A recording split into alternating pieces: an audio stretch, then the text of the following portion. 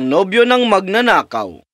Noong unang panahon, sa puso ng Melbrook Vale, kung saan pinapatakbo ng banayad na batis ang gilingan at mga espiritu ng mga tao, nakatira ang isang dalaga na nagngangalang Clara sa isang pamayanang pinagbubuklod ng tiwala at tradisyon.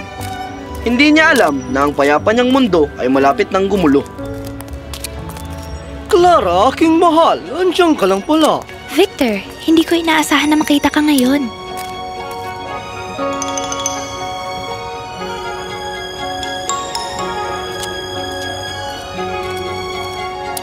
Paano ko matitiis na hindi makita ang aking napakagandang magiging asawa?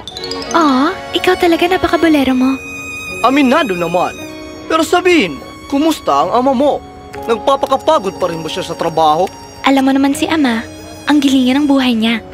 Sige, dapat ay siguraduhin nating magpapahinga siya. Sa tingin mo, dalhan natin siya ng tanghalian? Yan ang dahilan kung bakit gusto kita, Victor. Laging iniisip ang iba. Parang ako? Bakit hindi tayo lumipat sa salitang may 4 na letra? Hindi mo pa ako iniimbitahan sa iyong simpleng tahanan, gaya ng iyong ipinangako. Tungkol dyan, kung yan ang ninanais mo. Isa pa, ang like ay isang salitang may 4 na letra rin, Ginoo. Oo nga, si Victor ay mahusay na napili. Si Clara ang pinakamaswerteng babae sa Melbrook Vale. Napag-usapan ng swerte. Nakita mo na ba yung magarbong relo mo? Hindi, mula nang ito ay mawala. Kumusta naman ang mamahaling kwintas mo? May bagong balita ba? Walang bakas. Parang nawala ito sa hangin. Kakaiba nga kung gaano karaming mahalagang bagay nawawala kamakailan, hindi ba? Tama ka. Kakaiba talaga. Si Clara, ang anak ng mabait na may-ari ng gilingan, ay nakatali sa isang kaakit-akit at tila marangal na lalaking nagngangalang Victor, na hinahangaan ng lahat.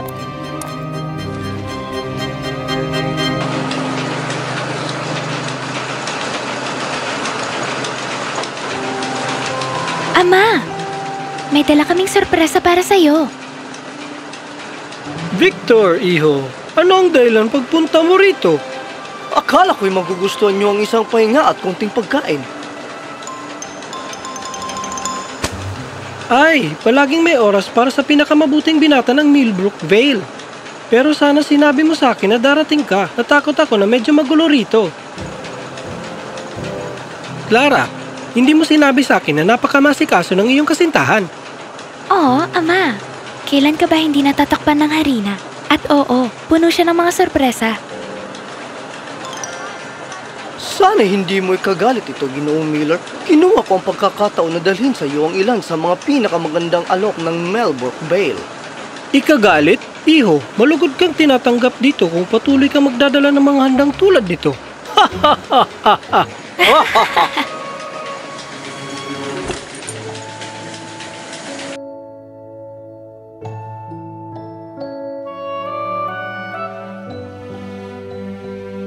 Clara, mahal, may gusto sana akong itanong sa iyo. Ano yun, Victor?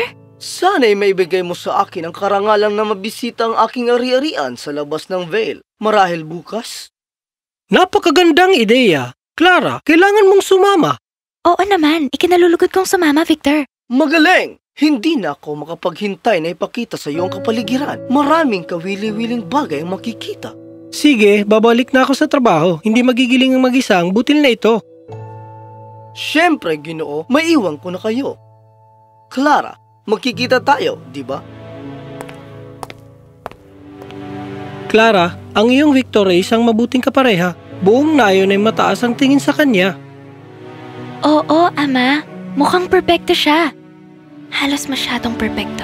Magkita tayo sa hapunan. Paalam! Hindi ko alam, Pip.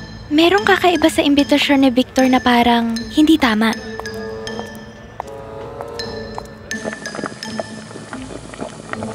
Tama ka. Dapat kong pagkatiwalaan ang aking mga kutob. Pero paano ko sasabihin kay Ama? Sabihin ng ano, Iha?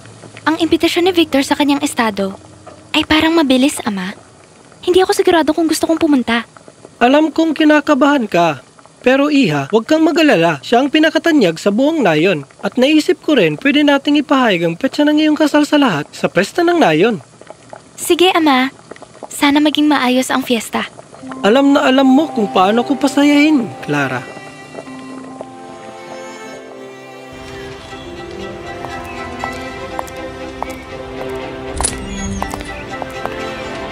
Mahal kong Clara, maligayang pagdating sa aking bahay. Simple? Ito'y medyo magarbo. Tayong ang pinakamaganda para sa aking magiging asawa. Hayaan mong ipakita ko sa iyo ang paligid. Habang ginagabayan ni Victor si Clara sa magarang silid ng kanyang mansyon, mabilis na umalis si Pip na hindi napansin. At narito ang silid aklatan kung saan nakatago ang mga mana ng pamilya. Ano ang nandyan? Oh, wala namang interesante dyan. Mga lumang imbakan lang. Ngayon, tingnan natin ang mga hardin. Sa loob ng nakatagong silid, natagpuan ni Pip ang mga mapa, plano at mga ninakaw ng kayamanan. Nagkunwari si Clara na humahanga sa mga bulaklak sa hardin, habang bumalik si Pip sa kanya. Nagiwan siya ng maliit, ngunit mabigat na gintong barya sa kanyang bulsa. Ano ang nahanap mo, Pip? Victor, Kailangan kong gumamit ng banyo. Ngayon na! Merong hindi tama dito. Siya'y masyadong maayos at pino.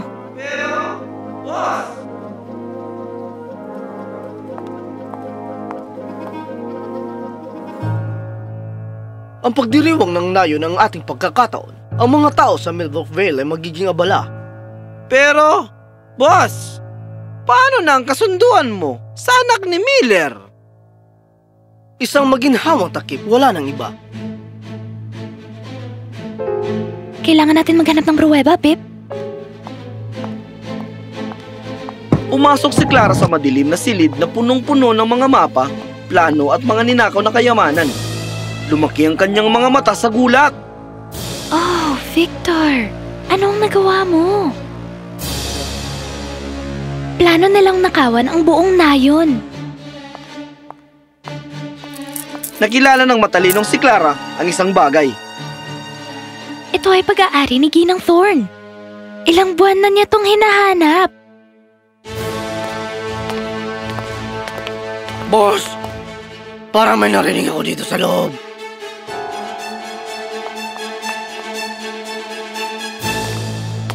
Clara, nandito ka ba, mahal ko? Siguro ay imahinasyon mo lang yun. Kailangan nating ipaalam sa Millbrook Vale. Pero kailangan tayong maging matalino tungkol dito. Maingat niyang inilagay ang kwentas sa kanyang bulsa at kinuha ang isa pang maliit na bagay, kasama ang ilang mga nakarolyo ng mga plano bilang ebidensya. Halika na, Pip. Panahon na para umalis ng tahimik. Clara! Clara! Nasaan ka, aking mahal?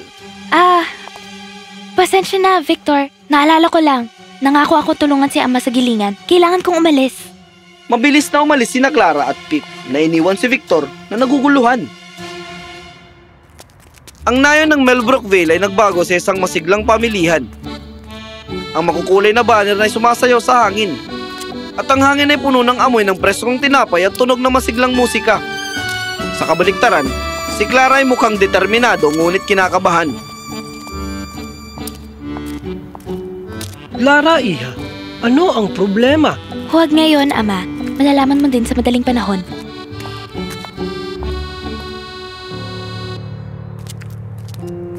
Mga taga-nayon ng Millbrook Vale, meron akong mahalagang ibabahagi sa inyo.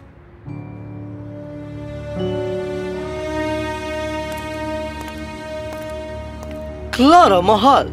Ano ito? Ayos lang ba ang lahat? Ipapahayag niya ang petsa ng kanyang kasal. Humugot si Clara ng malalim na hininga. Nagbigay ng lakas sa sarili. Hindi siguro, Ama. Sapagkat nalaman ko ng isang nakakatakot na katotohanan. Ang lalaking hinangaan nating lahat, ang lalaking dapat kong pakasalan ay hindi siya kung sino ang kanyang pinapakita. Clara, mahal. Ano ang iyong sinasabi? Si Victor ang leader ng isang grupo ng magnanakaw na nagnanakaw mula sa ating nayon at mga kalapit na lugar. Mag-ingat ka. Yan ay mapanganib mo mga akusasyon, mahal ko. Sana ay mapatunayan mo ang mga ito. Tigilan mo na ang palabas, Victor. Ito ang mga ninakaw na kayamanan na nakita ko sa nakatagong silid ni Victor. Ginang Thorn, hindi ba't ito yung nawawalang kwintas mo? At Ginoong Baker, ang iyong pinapahalagang orasan sa bulsa? Tusong babae. Pero sa palagay mo ba ay maniniwala ang mga simpleng tao na ito sa iyo kaysa sa akin? Naniniwala ako sa aking anak. Si Clara ay palaging may matalas na pakiramdam sa tama at mali. Habang siya ay nabuko, nagtawag si Victor ng kanyang grupo upang tumakas. Pigilan ang mga lalaking may bandana. Sinusubukan nilang tumakas. Ang mga tanga-tangang tauhan ni Victor ay nadapa sa isa't isa sa mga dekorasyon ng fiesta habang sila'y nagtatanggang tumakas. Dapat ay nanatili na lang tayo sa magnanakaw ng mga baboy. Tumahimik ka, Hangal. Kung sasabihin mo yan ng malakas, maaaring itong tanggapin sa hukuman. Ikaw ay arestado para sa pagnanakaw at panlilinlang. Tatlong sigaw para kay Clara. Iniligtas niya ang Melbrook Vale. Oh, Clara. Pasensya at hindi ko pinakinggan ang iyong mga pagdududa kanina. Ipinakita mo ang hindi ka panipaniwalang tapang. Salamat, Ama. Alam kong kailangan kong pagtitiwalaan ang aking mga kutob at gawin ang tama.